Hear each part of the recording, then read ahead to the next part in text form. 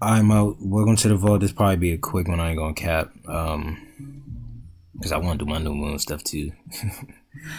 So salutations to Sri Ganesha, who has curved trunk, large body, and whose splendor is similar to a million suns. O Lord, please make my undertakings free of obstacles by extending your blessings in my work always. So this is my little like write up, my journal entry or whatever for new moon in Aquarius and the star shot of Bishop, right? Let me go to Starlink. Shada Bishop is represented by an empty circle, kind of similar to a new moon. Shada Bishop is Varuna and Rahu. So Shada Bishop ruled by Rahu. Rahu eclipses the sun and moon. He creates eclipses. Rahu and Ketu create eclipses. They intercept the light of the sun and the moon, right? Eclipses are deeply transformational and change a person like in a split second. The course of the next was like I believe it's like 6 to 9 months of like you just go through changes you might not even really realize or recognize the changes that's going on, right? Okay. And that dark sun, that empty circle represents, either the sun being eclipsed or the sun setting and going into the dark horizon, the dark half of the dome or the firmament, we could say, right? Yeah, so that's the chart and star walk. As you can see, you got Sun and Moon in Aquarius. Saturn is in Purvabhadra, right? Mercury is over here.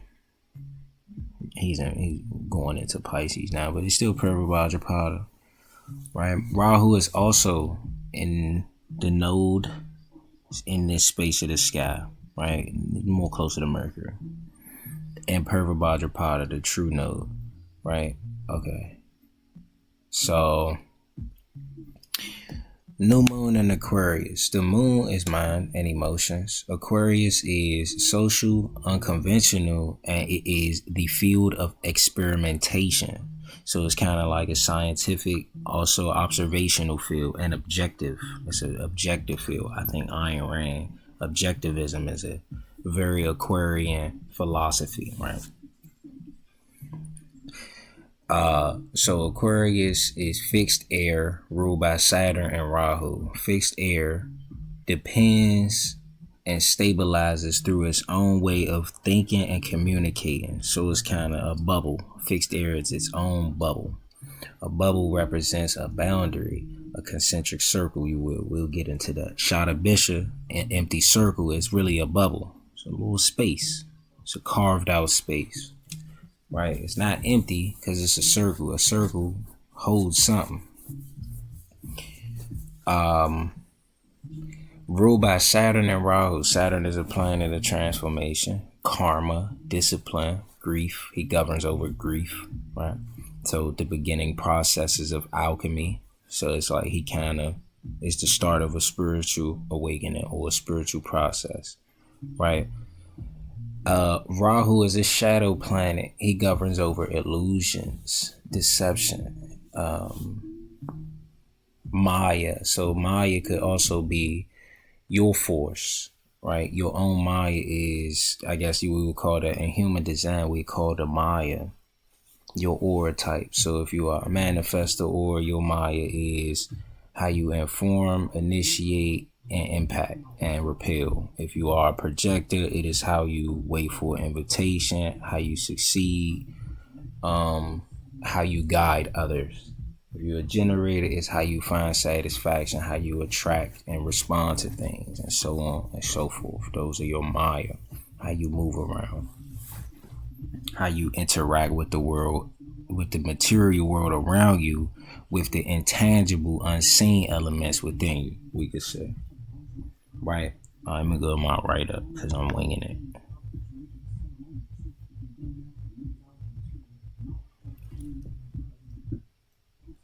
Right? So new moon in Aquarius is the intention to develop and depend upon something, unconventional perspective, right? Objective perspective, or just a detached way of being. So Aquarius is like the space between what's boundless and ethereal in Pisces, and then what's contained and restricted in Capricorn. So the relationship between conceptual and ethereal things. And Aquarius is regarded as the most spiritual of the 12, and yet also the most rational and detached and objective of the 12. In Bava Bavam, Pisces is 12th house of spirituality, but 12th to the 12th house is Aquarius. So Aquarius actually shows in a way, the derivative will show the heart of spirituality is going to be found in the connections that you make between what's almost otherworldly, not of this world, and then lining it up with the things that almost super base in this world. You feel me? And then Pisces shows compassion. So having compassion, and then Aquarius is humanitarian. They're empathetic, but it's a detached type of empathy and whatnot. But not, it's weird because Saturn kind of feels that. Saturn in Aquarius and Aquarius, not in Aquarius, but it shows a long process of grief. You dig? So Moon is with Saturn in the sky. Saturn, planet of karma. So he's going to influence the intentions this month with seriousness and endurance. Could cause some grief, could cause some, boundaries, delays, or frustrations, right? So he lord of the 12th from the mental, emotional moon. The 12th house is the house of exit, the house of letting go, right?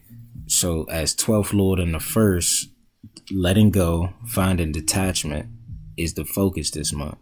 And because it's a new moon, it's letting go of, emotional attachment, letting go of like pride, maybe ego, because the sun is there also. So things like meditation, charity, just selflessness, selfless service, pilgrimages, all of those things are highlighted, gonna have some importance.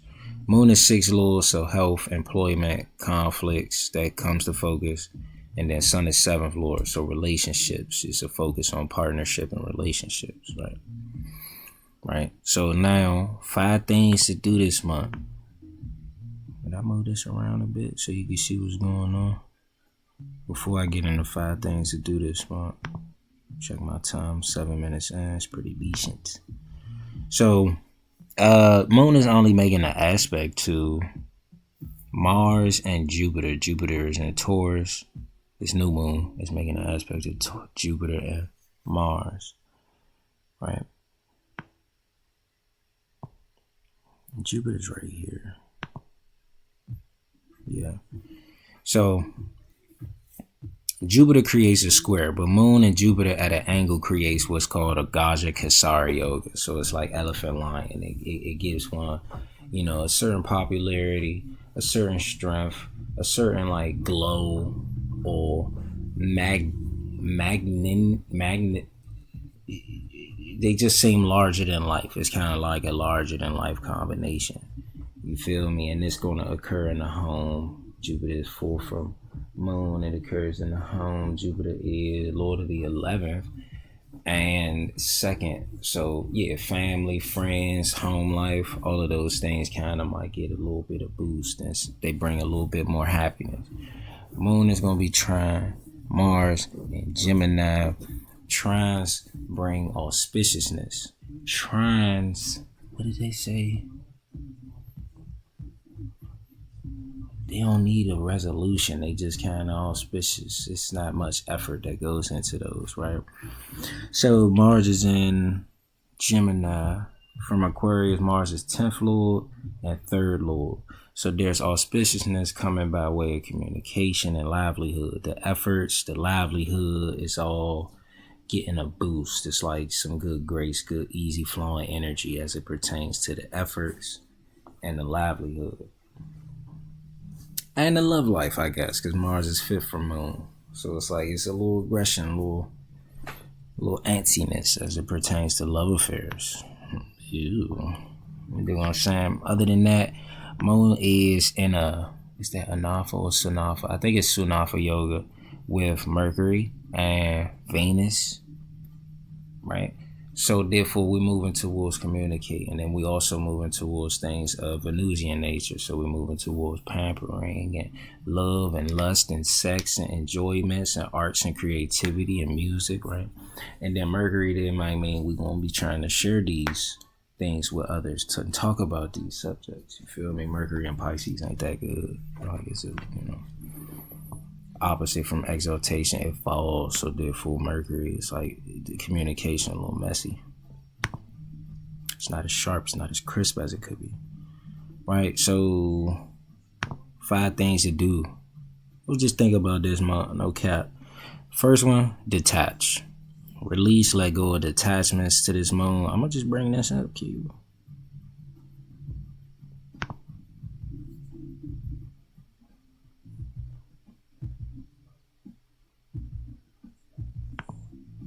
Okay, that's the right one. Hold on.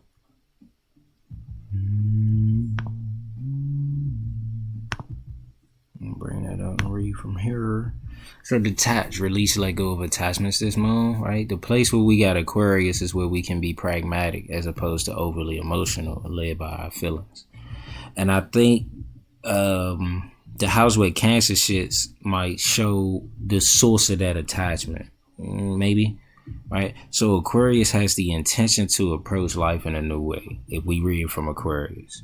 But perhaps there's an attachment to a job or some obstacles or a debt that has to be paid or certain responsibilities with Cancer in the 6th house from Aquarius.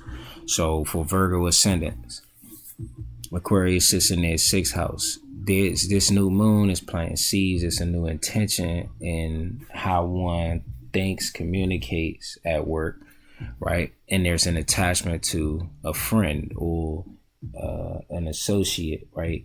Or older sibling, but usually it's a friend. As a Virgo ascendant, I work with a friend, but they moving. They about to slide out west, shot a bishop out to Western Temple. You see what I'm saying? They going shot a bishop way.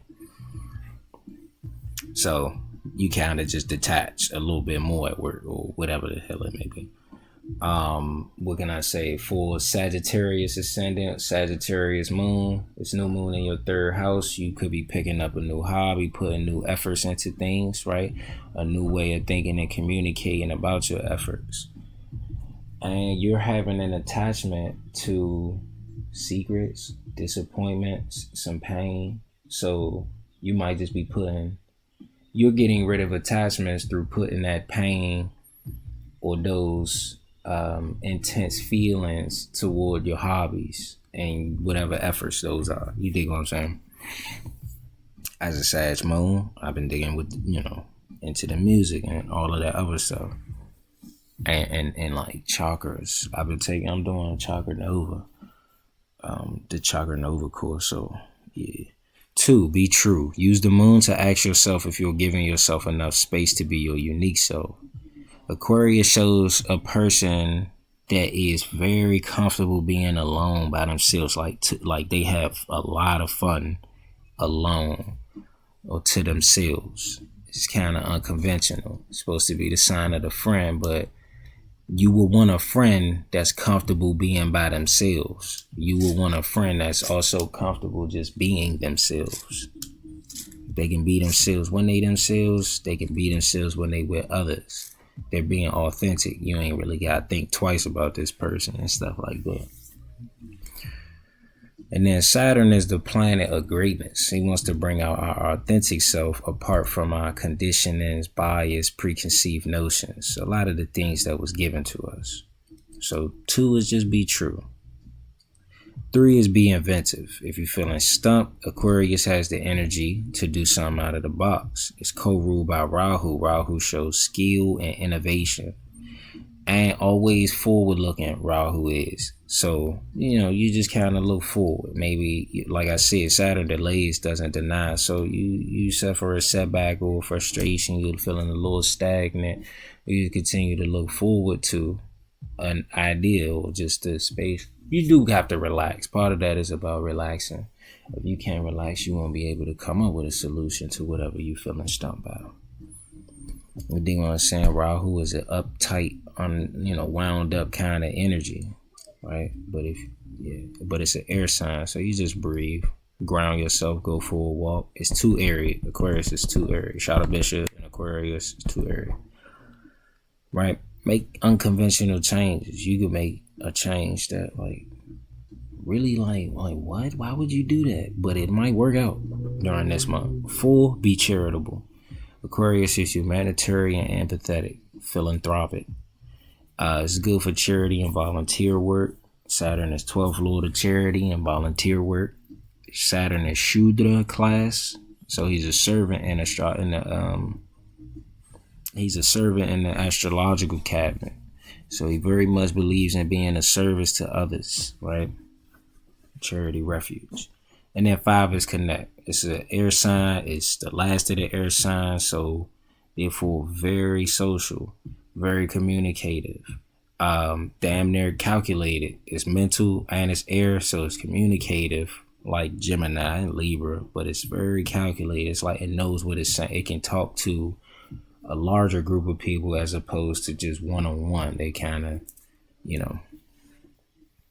and oftentimes Aquarius shows talking to people outside of where they from, including family. Like Aquarius kind of just a bit more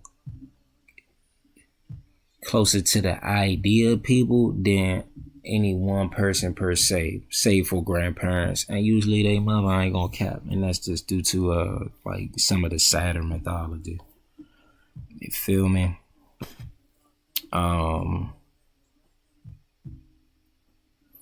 Also Aquarius 11th house, it's like your friends, but it's like in a way on a deeper level, very deep level. It's your soul tribe, right? Because ruled by Saturn is fascia. It's the thing that kind of keep people together, right? But then Varuna rules Shada Bishop. Varuna is the inseparable companion of Mitra. Mitra is a solar deity. He represents love and friendship. He is the friend. So wherever Varuna is, his best friend is there. You dig what I'm saying? His partner, his companion. So you use this moon to kind of connect with people. Find your tribe where you could be true to and true to yourself, right? Alright, let me try to speed this up. I ain't gonna count, my boy. 17 minutes in, it's not too bad. So, Shada Bishop, the star. 100 physicians, 100 healers, 100 cures. It's a star of healing, concealment, convalescence. Convalescence is like a state of just getting better, right? Represented by an empty circle. Circles in symbology reflect wholeness and the self.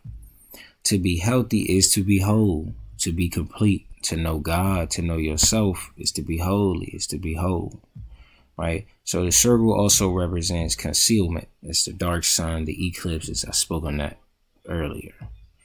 It's deeply transformational. So this is a very transformational star, perhaps, right? It's a moment where the veil between the worlds is thin, the eclipses. Empty circle also represents the atmosphere, represents outer space. Space is ether element. It's not really something you can distinguish. It's very abstract. But it needs, from ether, we get the other elements to express the spirit, right? Or to express abstract things. So the space is abstract. It needs earthly interaction in order to create forms and give experiences. Therefore, we combine the ethereal with the conceptual. The magic of life is found in the connections between the internal, intangible world and the external, tangible world and forces, right? So the connection between what's like ethereal, cosmic, not really distinguishable to the things I can very easily distinguish. Shada Bishop is an air sign, or is an Aries star ruled by Aries Rahu. located in the Aries sign of the airy Vata planet Saturn. So it's a lot of space, a lot of air. It's a lot of restlessness, a lot of ungroundedness, a lot of lofty kind of ideas situated here. It's too mental. It's a habit of overanalyzing life, doing research, having observations without actually developing any of the necessary experiences to give that credibility, or because it's too airy to actually give those ideas any weight. And from what Dershio video was saying when I caught part of that, he was saying how, and I experienced this too, because I have the planet disposing my Rahu is in Shadabisha, and vice versa. Well, not vice versa, but yeah. So I'm at the end of that Mars phase, Mars and Shadabisha. At the end of that Mars phase, it was like, oof.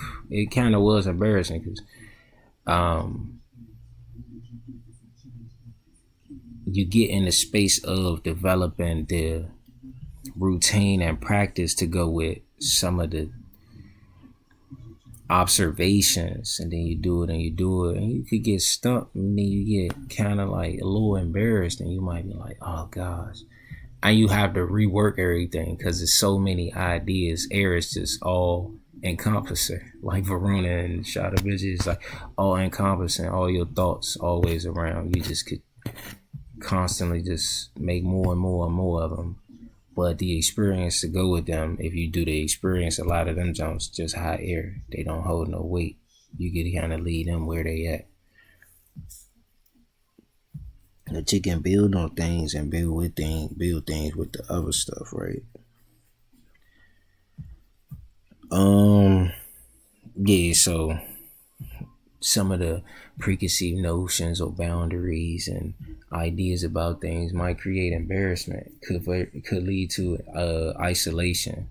I think Robin Williams had some he had some Shada Bishop placements, and it was like, I'm being this character, or I'm concealing this in order to portray these things, but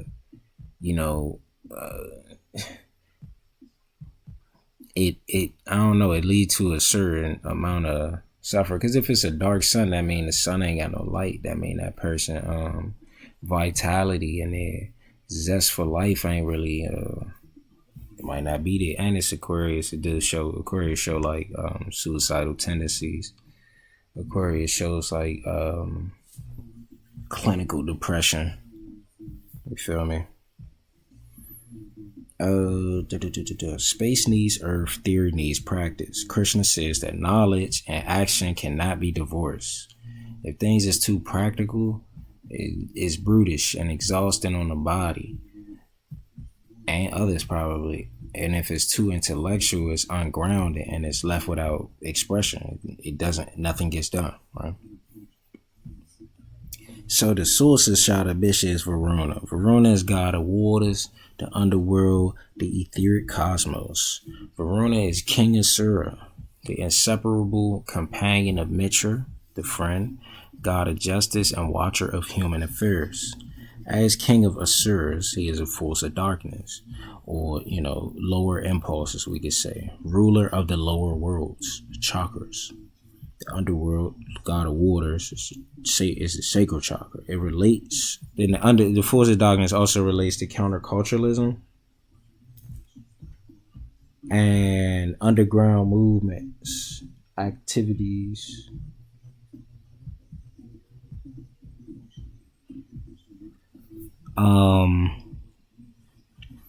So as god of waters, he resides within the sacral chakra. I kind of just, I put that together just now. The sacral chakra is water element, Shadabisha, and the star Purva is Shada, which is the star of Appas, who is wife of Varuna. Both have influence over the sacral chakra. The sacral chakra has 6 petals. They represent the 6 modes of unconscious emotion: affection, pity, destructiveness, delusion, disdain, and suspicion. And I'm going to read a little bit from Chakra Nova by Kyrie Anthony, who missed it. And he got the six petals. So affection, if not examined or checked, the emotion of affection will imbalance this chakra by expecting love instead of giving love. Masculine and feminine energy is imbalanced. Varuna holds a noose, and he's also god of lust. Lust is described as wanting to bind somebody to you for your joy, whereas love is wanting to bind yourself to somebody else for their joy. Affection, in this sense, will probably lead to lust, because you're expecting love. It's like, I gotta get this from you. I just need you to give that to me, right? It's imbalance. Pity is when we are emotionally unavailable to offer assistance to ourselves or others. So that feeling of embarrassment where it's like, oh man, everything I ever thought, it was kind of wrong, or I listened to such and such and it was wrong. And you might pity yourself and not want no pity, but it's like just that would lead to some isolation, right? The third one, destructiveness, shows up as an addiction or any unhealthy habit we seem unable to overcome. So, weed, pills, food is a big addiction. Sex is another addiction. It's like, oh, I'm feeling bad. I need pleasure. You feel me? But when you chase those things, because it's an unconscious mode of emotion, you're chasing that, thinking that, yeah, I'm about to get some pleasure to deal with this pain, but you really only ever chasing pain. You have an addiction to pain that you're chasing. You think it's pleasure, but it's not. You feel me? Delusion is the fourth one. It's any belief we have without definite and infallible evidence to the contrary. If we believe it is merely untrue and unexamined, this will adversely affect the chakra. Delusion is any belief we have without. Oh, okay. So delusion might also, if it's unconscious, that's like cognitive dissonance to a degree, where it's like, you might, oh yeah, I think this is the best thing in the world. And you ain't never even seen the contrary. You ain't looked at it. Yeah, you in a state of kind of like fogginess. Your nose open to something. You can't even hear what another person's saying, right? Yeah. Disdain is the fifth one. Disdain for self or others is the inability to give credit or attribute worth when it is due. So that's a motherfucker that just be like, oh man, nah, that's this. Or you tell somebody it's this, and no, that's you. It's like, damn, what's wrong, bro? You feel me? Some of these words, it's like, I'm seeing examples of people and situations, experiences in my head to go with these. So I just gotta keep treading that neuron path and stuff. I see more, but suspicion is the last one, sixth one. It's when we mistrust others or mistrust ourselves or others without any proof to do so, while being paranoid about the future without any reason. Yeah, suspicion.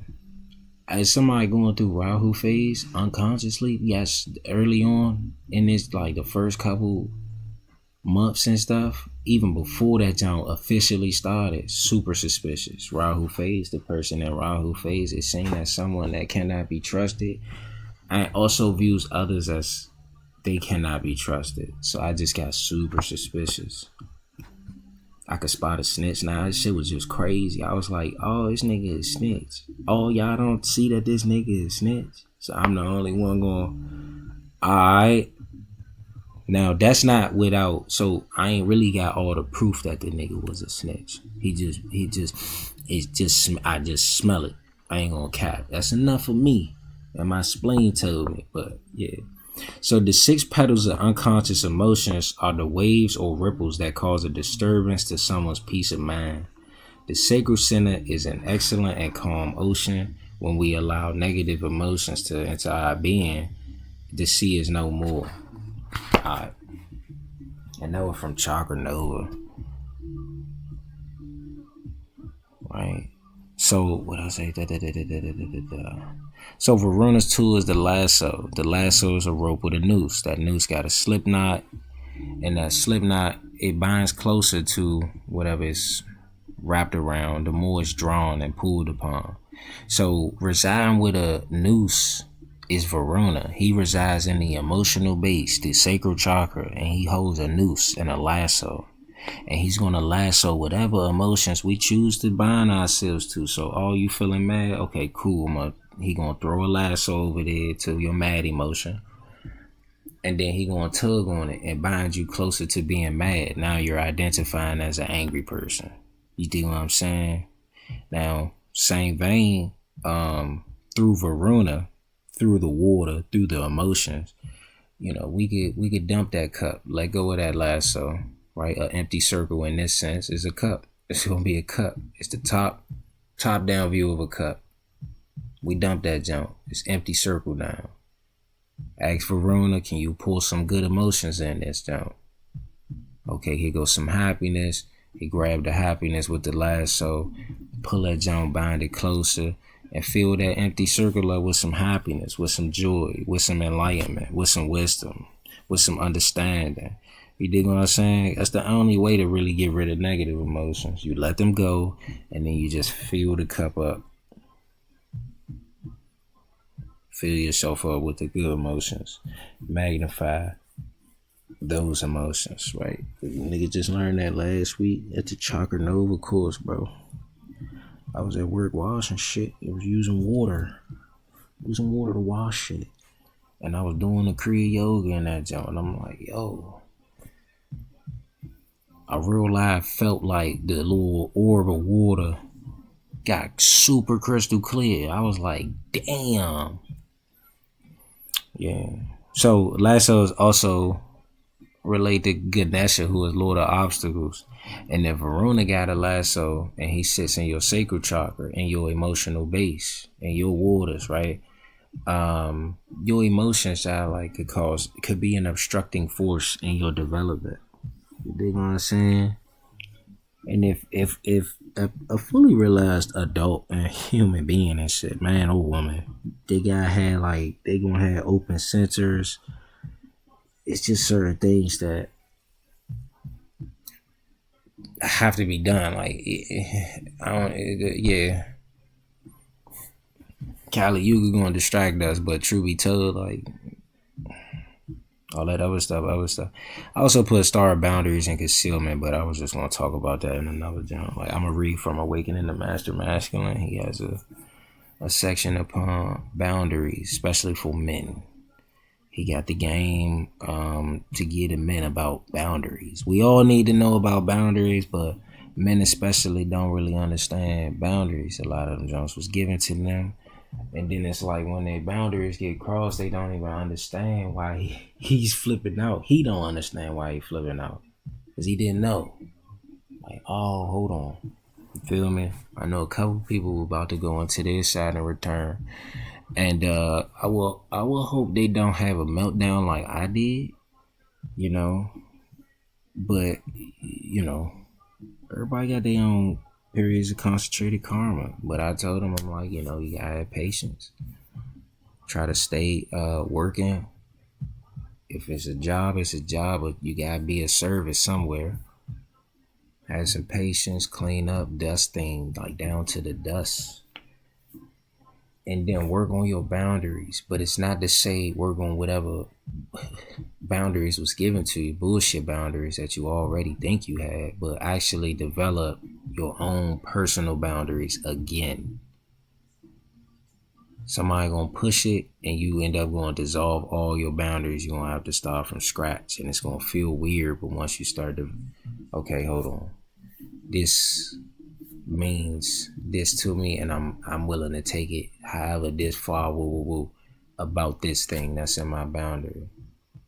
Alright, cool. And then, concentric circle Saturn, Lord of the Rings shows us over time you're gonna develop more and more boundaries. As a man, your boundaries kind of hold your weight. Like the more superior is what he used the word superior, but like in the scheme of juvenile, adult, mature, and then holy man, the closer you get towards the holy man and the holy woman, but the holy man, his boundaries are rigid. You would have to kill that man.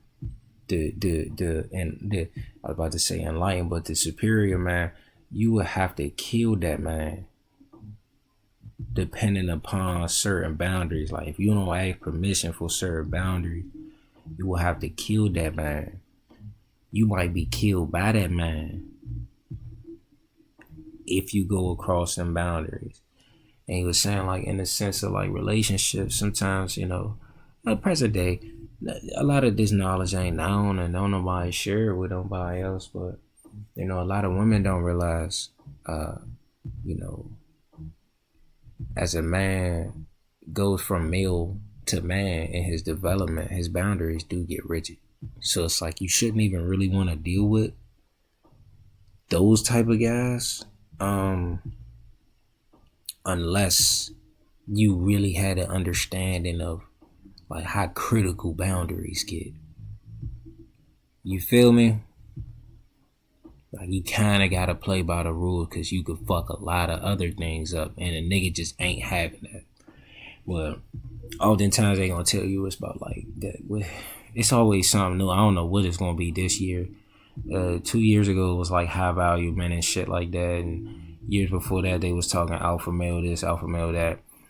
But a lot of them guys is really just tricks. You dig what I'm saying? You gotta do what he say, so long as he paid for it, or he's paying for it in some type of way. You feel me? So the boundary ain't even really a boundary. It's just money. The idea that, everybody got a price. That's not really a personal boundary. You understand what I'm saying? So the tarot card for the 15th degree of Aquarius, 6 of Swords. Right? First deacon is 5 of Swords, and second deacon is 6 of Swords. This is a man and a woman on a boat. It's all these swords in front of the woman and the child. They heads down, so they looking like, man, they got all these thoughts, ideas, preconceived notions about like moving forward. But all the water calm. It's calm as shit over there. It's water. It's calm. It's trees. They got vegetation, some beautiful scenery. They got hills and whatnot. So it's kind of like it might be a bit safer over there. But the waters here troubled, turbulent, wavy. They going the emotional wave. This is unconscious. This is representing the unconscious emotional wave. 1, 2, 3, 4, 5, 6. No cap. This is the unconscious, 6 unconscious modes of emotion in the sacral chakra in the water. So once you release these jumps from the boat, because you can't let that in. These swords pointing down. You got swords on this boat. You fuck around and let the water in. And then you be drowning in all your feelings and stuff like that. You dig what I'm saying? Now your path is obstructed. You sunk. But this guy, his head look more so turned over there, like he ain't even reckoning. Like, it's just unconscious, because she looking down. She's not looking up. So her frontal lobe ain't even really like positioned for it, right? But this nigga looking out, he checking it out. Oh yeah, water's calm as hell over there. Once we get past this jump, it's smooth sailing. You feel me? And then they saying in love or relationship. It's renewing a relationship, maybe moving on after a split. Perhaps. Venus will go retrograde in a few days. Y'all might be reviewing and renewing, or perhaps just like saying like, I really appreciate you. Like I really truly appreciate you.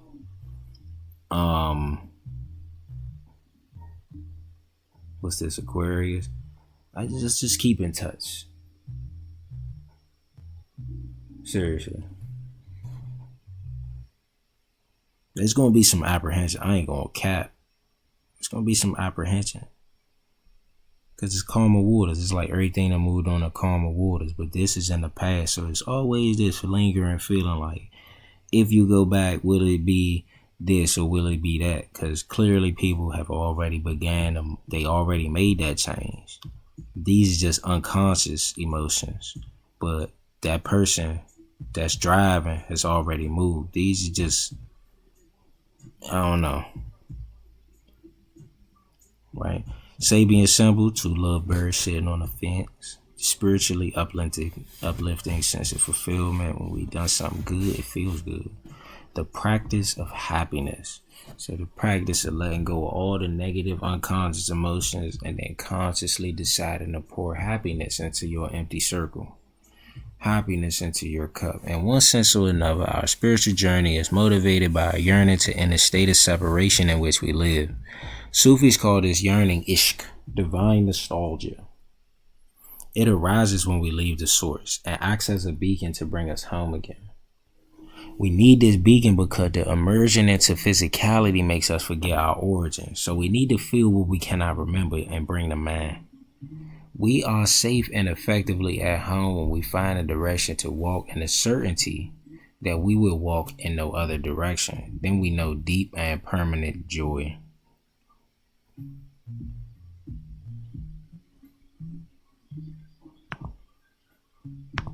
Two lovebirds is cute.